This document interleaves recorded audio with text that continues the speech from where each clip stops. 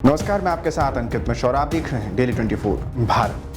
Supreme court की 9 जजों की बेंच ने निजी संपत्ति के अधिग्रहण किए जाने को लेकर एक बड़ा फैसला सुनाया है। दरअसल निजी संपत्ति को लेकर के लंबा विवाद चला रहा है और इसी पर आज आपको विस्तार से बताएंगे कि आखिर इस फैसले से आप पर क्या फर्क पड़ने वाला है और ये फैसला आखिर आया कैसे।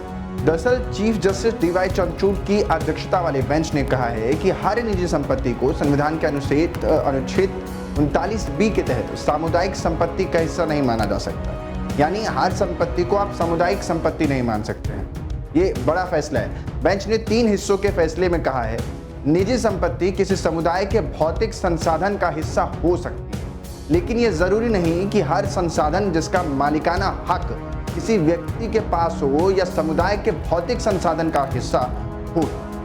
सुप्रीम कोर्ट ने आगे इस मामले पर कहा है। सुप्रीम कोर्ट कहता है कि फैसले के साथ ही 1978 के जस्टिस कृष्णा अय्यर के उस निर्णय को भी पलट दिया गया जिसमें कहा गया था कि सरकार आम भलाई के लिए सभी निजी संपत्ति को अधिग्रहित कर सकती है। यानी फैसले को पलटते हुए सुप्रीम कोर्ट ने नया फैसला जारी किया।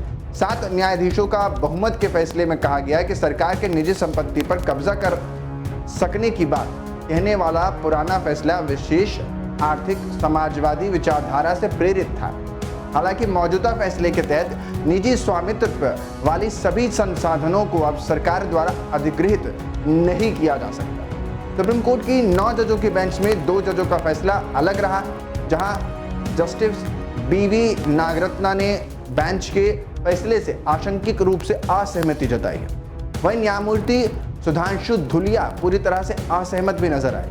लेकिन इस फैसले से अब ये माना जा रहा है कि संपत्ति को लेकर यानी निजी संपत्ति को लेकर जो विवाद था या फैसला 1978 में आया था वो पूरी तरीके से अब पलट दिया गया है।